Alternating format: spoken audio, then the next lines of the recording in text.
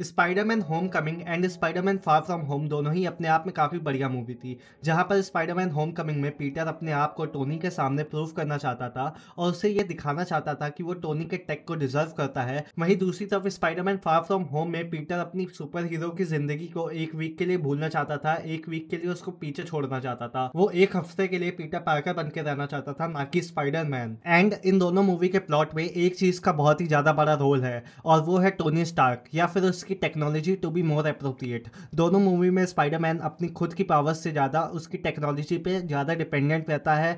And I mean वो Spiderman है, web swinging उसका एक ट्रेडमार्क है, right? But look at this scene from the Spiderman Homecoming.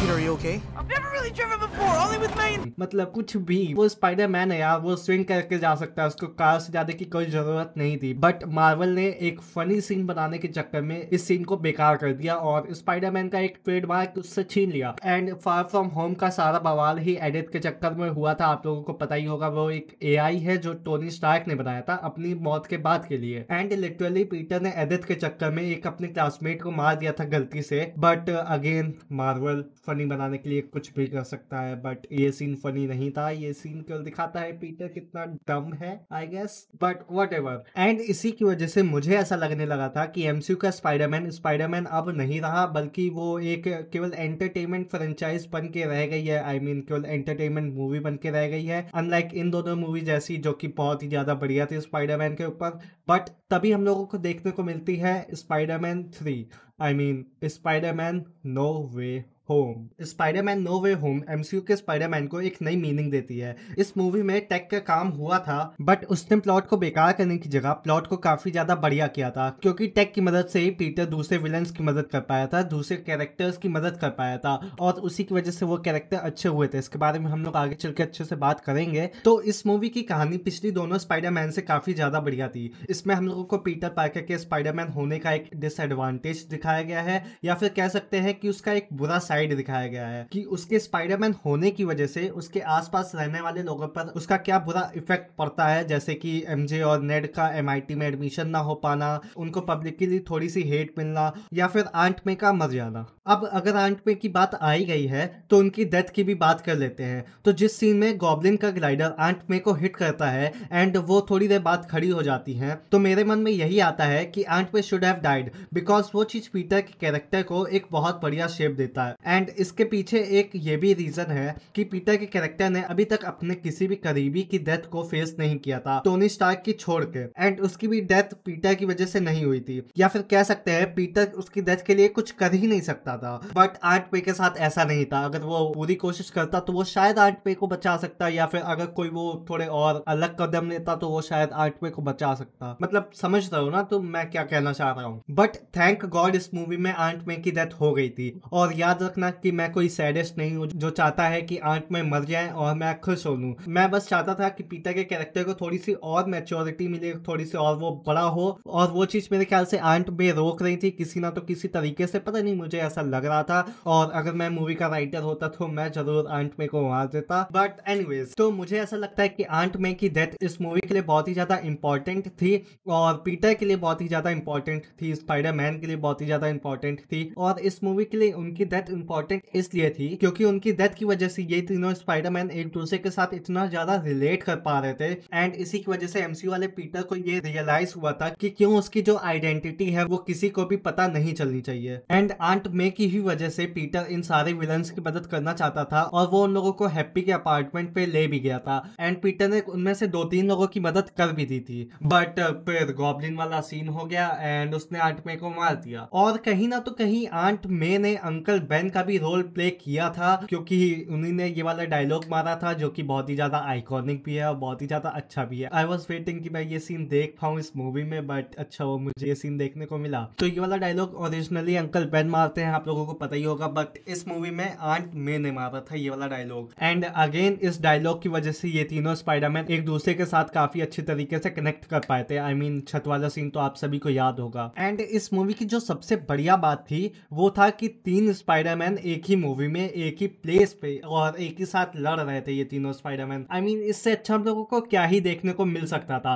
And ये वन ऑफ द रीजन है कि ये मूवी इतनी बढ़िया बनी, क्योंकि मतलब ये वाला मीम सच हो गया यार, और क्या चाहिए हम लोगों को। एंड इन तीनों स्पाइडरमैन के बीच की केमिस्ट्री भी हम लोगों को काफी ज्यादा बढ़िया लगी थी। आई मीन मुझे तो बहुत ही ज्यादा बढ़िया लगी थी, बिल्कुल बाई बाई वाला नेचर था यार। और इसके पीछे स्पाइडर सेंस भी रिस्पॉन्सिबल था, बट हम लोग टेक्निकल बातों पे ज्यादा ध्यान नहीं देंगे। काफी अलग चैनल है जो इस चीज के बारे में बात करते हैं, तो आप लोग उनका चैनल देख सकते हैं। एंड ये चीज काफी ज्यादा एक्सपेक्टेड भी थी कि इस मूवी में हम लोगों को तीन तीन स्पाइडरमैन देखने को मिलेंगे, और इन तीनों की जब फाइट होती है इन सारे लोगों से तो मजा ही आ जाता है। क्योंकि अगर ये दोनों स्पाइडरमैन यहाँ पे ना होते तो हम लोगों को देखने को मिलता कि कैसे पीटर फिर से एक बार स्ट्रगल कर रहा है कि रिवेंज लेने के लिए आएगा। बट थैंक गॉड इन दोनों स्पाइडरमैन ने इस पीटर को समझाया, और पीटर को ये चीज पता चली कि केवल वही नहीं है जिसको ये सब चीजें झेलनी पड़ी है। इन दोनों स्पाइडरमैन के साथ भी कुछ ऐसा ही हुआ है, तो उसने थोड़ा रिलेट किया एंड मेरे ख्याल से वो समझ गया था। बट आखिरी में फिर भी उसने गॉब्लिन को मारने की कोशिश की थी, बट टोबी के स्पाइडरमैन ने उसको रोक लिया था एंड बहुत ही ज्यादा बढ़िया किया, बट गॉब्लिन ने उसको मारा। एंड अनलाइक पिछली दो स्पाइडरमैन की मूवीज की तरह इस मूवी में नेड और एमजे का रोल काफी ज्यादा बढ़िया था। आई मीन बढ़िया था, ज्यादा नहीं था, क्योंकि नेड तो लिटरली इस बार वो जादू सीख गया था स्पाइडरमैन वाला, जो भी उसको कहते हैं, I don't know. And MJ का रोल भी काफी ज्यादा बढ़िया था, क्योंकि उसी की वजह से उसको आखिरी में रियलाइज हुआ कि उन दोनों की भलाई इसी में है कि वो दोनों ना जाने कि स्पाइडरमैन कौन है। एंड इसके बारे में अभी हम लोग थोड़ी देर बाद फिर से बात करेंगे काफी अच्छी तरीके से। बट इससे पहले हम लोग बात कर लेते हैं बीच में जब स्पाइडरमैन सारे विलेंस को अपने घर बुला लेता है उनको ठीक करने के लिए, तब आप में से काफी लोगों को ये चीज लगने लगा था कि स्पाइडरमैन बहुत ही ज्यादा बेवकूफ है, बहुत ही ज्यादा इंसेन है कि वो इतने सारे आइकॉनिक विलन, मतलब इतने सारे बढ़िया बढ़िया विलन, इतने सारे ताकतवर विलन जिनको वो अकेले हैंडल नहीं कर सकता है, अपने घर बुला लेता है, वो भी आंट में जब वही थी।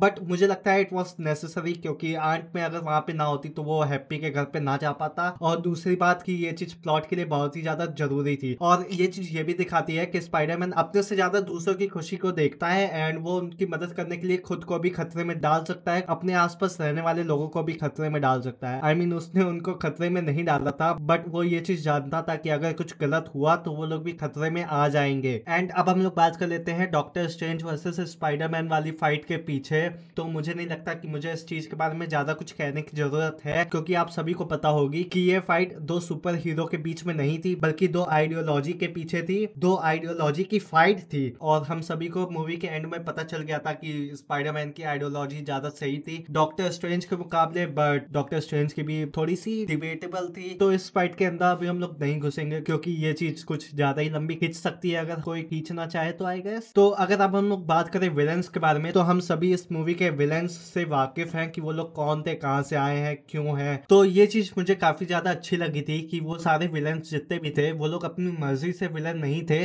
बल्कि वो लोग किसी ना तो किसी रीजन की वजह से बुरे हुए थे। एंड उनका रीजन जैसे ही खत्म हुआ तो वो लोग अच्छे भी बन गए। जैसे कि डॉक ऑक का रीजन था, उसका जो एआई था जो उसको कंट्रोल कर रहा था, उसकी वजह से वो बुरा था, ना ही अपनी वजह से। उसका नेचर बुरा नहीं था, बल्कि जो उसका एआई था वो बुरा था। और जैसे ही वो प्रॉब्लम सॉल्व हुई वो स्पाइडरमैन की मदद करने लगा था। तो अब हम लोग बात कर लेते हैं इस मूवी के सबसे ज्यादा इंटरेस्टिंग पार्ट के बारे में, जो कि है इस मूवी की एंडिंग।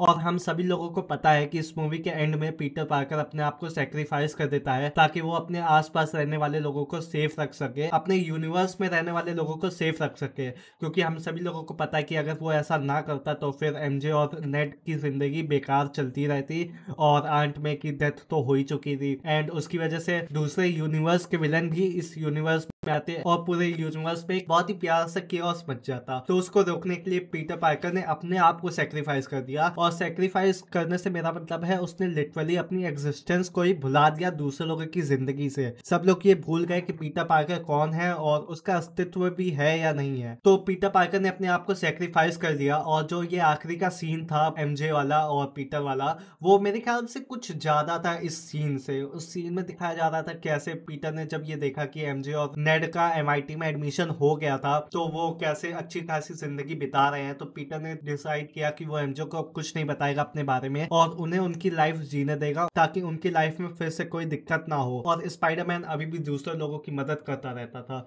तो ये थी स्पाइडरमैन की एंडिंग। और हम सभी लोगों को पता है कि स्पाइडरमैन 4, 5, 6 में एमजे और पीटर पार्कर फिर से रीयूनाइट हो जाएंगे, क्योंकि ऐसा ही होने वाला है। एमजे पीटर का लव इंटरेस्ट है, तो ऑफ कोर्स ऐसा होने ही वाला है। और हम लोग मार्वल की मूवी देख रहे हैं तो ऐसा होगा। बट मैं ये चाहता हूँ कि एमजे को ये ना पता चले कि पीटर ही स्पाइडरमैन है। तो हम लोग अब उसके बारे में ज्यादा बात नहीं करने वाले हैं। तो ये मूवी ओवरऑल बहुत ही ज्यादा बढ़िया थी, बहुत ही ज्यादा फन मूवी थी। इसको देखने में काफी ज्यादा मजा आई। इसने हम लोगों को स्पाइडरमैन के एक दूसरे फेस के बारे में बताया, एक अलग नजरिया दिया स्पाइडरमैन की मूवी का। और इस मूवी ने स्पाइडरमैन को एक अच्छे से प्यारा तरीके से रिबूट कर दिया और अब फिर से स्पाइडरमैन को कोई भी नहीं जानता और वो बन गया फ्रेंडली नेबरहुड स्पाइडरमैन।